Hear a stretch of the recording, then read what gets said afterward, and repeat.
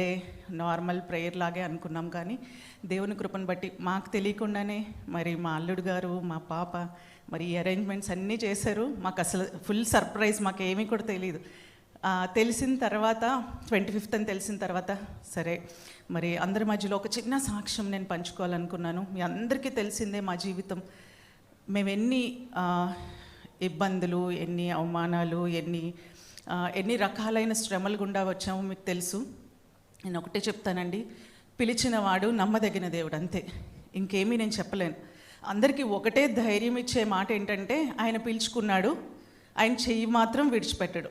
అవమానాలు వస్తాయి, శ్రమలు వస్తాయి, నిందలు వస్తాయి, అనారోగ్యాలు వస్తాయి, కానీ ఆయన ఎప్పుడూ చెయ్యి విడవడు. అద్దరికి పోదామన్న దేవుడు, మధ్యలో ముంచేసేవాడు మాత్రము కాదు. మా జీవితం మేము ఒక్క మాటలో చెప్పాలంటే ఇదే మా సాక్ష్యం అండి. దేవుడు ఎప్పుడు చెయ్యి విడవడు.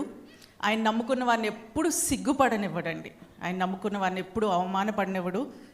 సిగ్గులు, అవమానాలు, అనేక రీతిలుగా మనుషుల ద్వారా నిందలు వచ్చినప్పటికీ కూడా మన దేవుడు వాటన్నిటి నుంచి విడిపించి మనల్ని తలగానే ఉంచుతానని వాగ్దానం చేసిన దేవుడు. ఒకానొక దినాల్లో మా జీవితంలో ఒక నింద వచ్చినప్పుడు నేను ప్రార్థన చేసుకుంటున్నాను. ఇంట్లో అందరూ చాలా క్రష్ అయిపోయినట్లు.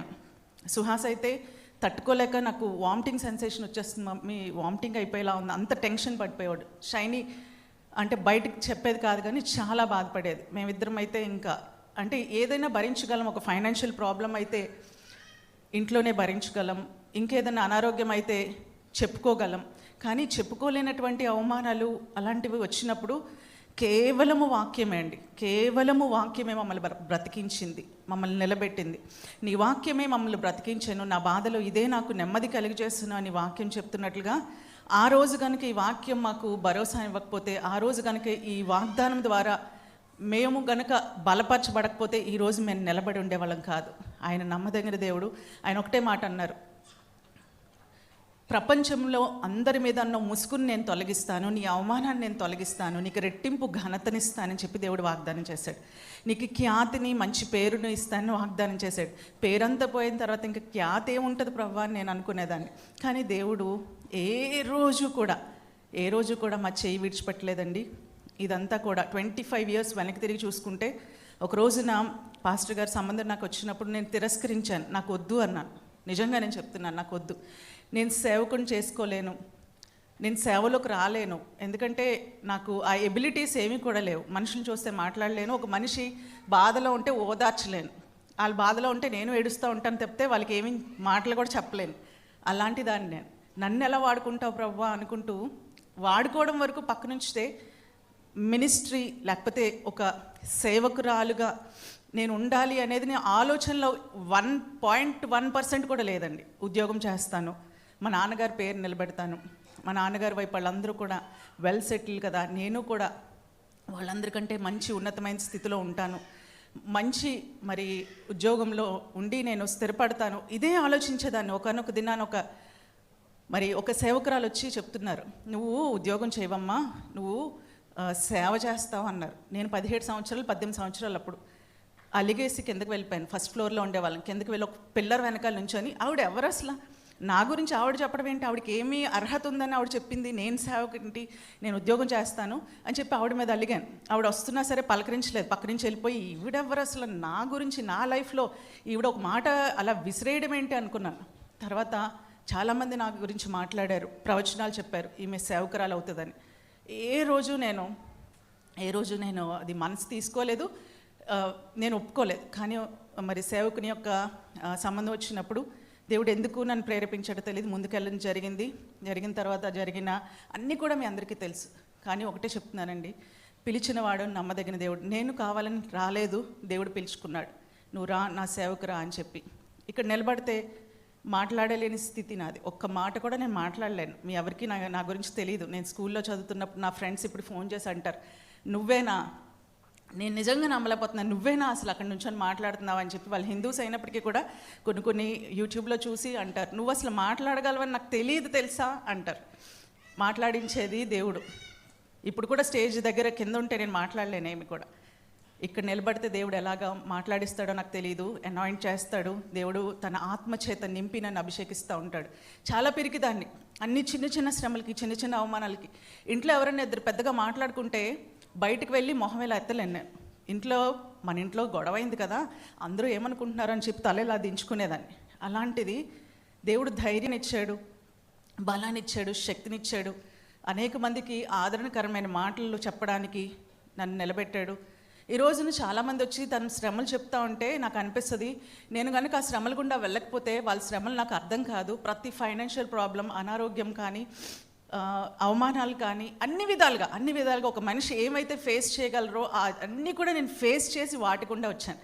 అందుకే ఎవరు ఏ ప్రాబ్లం చెప్పినా అది నా ప్రాబ్లం కింద నేను ఫీల్ అవుతూ ఉంటాను. వెంటనే దానికి నేను వాళ్ళకి ఆదరణకరంగా మాట్లాడగలుగుతున్నానంటే నేను అనుకుంటాను, ప్రభా అందుక నన్ను అలాంటి బాటలో నడిపించావు అని చెప్పి నేను ఎప్పుడు కూడా అనుకుంటాను. కేవలం ఈరోజు ఒకటే చెప్తున్నానండి, మేమేమై ఉన్నామో అది కేవలము ఆయన కృప మాత్రమే. ఆయన కృప వల్లనే ఇంకేమీ నేను చెప్పలేనండి. ఆయన కృప మమ్మల్ని ఇక్కడ తీసుకొచ్చింది, ఇక్కడ నిలబెట్టింది. ఆయన కృప అన్ని దేశాల్లో మమ్మల్ని వాడుకుంటుంది. ఆయన కృప ఈ దేశంలో మమ్మల్ని తలగా ఉంచింది. ఆయన కృప మాత్రమే ఎక్కడో అందరి మధ్యలో ఒకరిగా కాకుండా, అందరి మధ్యలో ఒక 10 మంది మధ్యలో వీళ్ళు ఒకటి అన్నట్లుగా భారతదేశంలోనే ఒక ఉన్నత స్థితిలో దేవుడు మమ్మల్ని ఉంచాడని చెప్పగలను. ఈ ఊరే కాదు, వైజాగే కాదు, ఆంధ్రే కాదు, బెంగళూరులో ఎక్కడికి వెళ్ళినా సరే అక్కడ కూడా ఎయిర్పోర్ట్స్లో అన్నిట్లో ప్రజలు పలకరించి ప్రైజ్ లార్డ్ సార్ అంటే ఏ పాటి వాళ్ళము. ఎక్కడో కృష్ణా కాలేజ్లో ఒక చిన్న వీధిలో ఒక సెకండ్ ఫ్లోర్లో చిన్నగా ఆరాధన నడిపించుకునే వాళ్ళం. ఈరోజు ప్రపంచం అంతా తెలిసిందంటే అది మా వల్ల కాదండి, కేవలం దేవుని కృప అండి.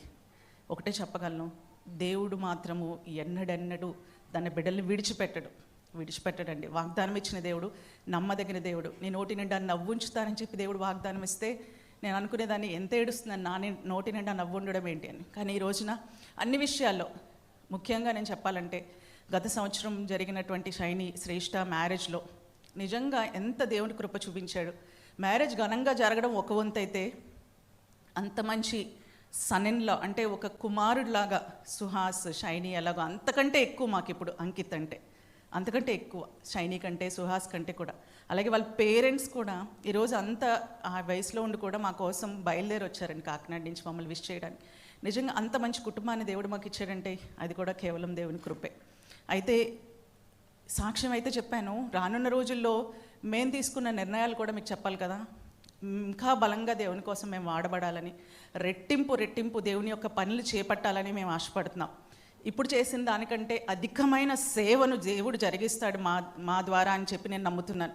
అంత మాత్రమే కాదు, ఇప్పటివరకు చాలామందికి మేము పేదవాళ్ళకి మరి సహాయం చేస్తూ, చాలామందిని చదివిస్తూ, మరి ఎవ్వరు అడిగినా కాదనకుండా మాత్రం ఇచ్చాం. ఇక మీదట నేను నమ్ముతున్నాను ఇంకా ఎక్కువగా వేల కొలది అనేక మందిని చదివించడానికి, అనేక మందికి మరి వ్యాపారాలు పెట్టించడానికి కానీ, అనేక మందిని నిలబడడానికి కానీ దేవుడు మాకు సమృద్ధి ఇస్తాడని మేము నమ్ముతున్నాం. మేము తప్పనిసరిగా మరి ఈ రోజున 25th యానివర్సరీలో మేము తీసుకున్న నిర్ణయం రెట్టింపుగా దేవుని యొక్క పని చేపట్టి చేద్దామని మేము నిర్ణయం తీసుకున్నాం. అంతేకాదు ఇంకా ఎక్కువగా, ఇక మీదట ఇంకా ఎక్కువగా అనేక మందికి సహాయపడాలని, ఇంకా ఎక్కువగా అనేక మందిని మరి లేని వారిని చదివించాలి, అలాగే అనేక మందికి సువార్తను ఇంకా ప్రకటించాలి, అనేక మంది వెళ్ళలేని ప్రాంతాలకు కూడా వెళ్ళి దేవుని యొక్క పనిని చేయాలని చెప్పి మరి మేము నిర్ణయం తీసుకున్నప్పుడు మీరందరూ కూడా మా కోసం ప్రార్థన చేయాలని కోరుకుంటున్నానండి. మరొక్కసారి మరి నేను సాక్ష్యం ముగించే ముందు ఒకటే చెప్తున్నాను, ఇదంతా కేవలము దేవుని కృపయే.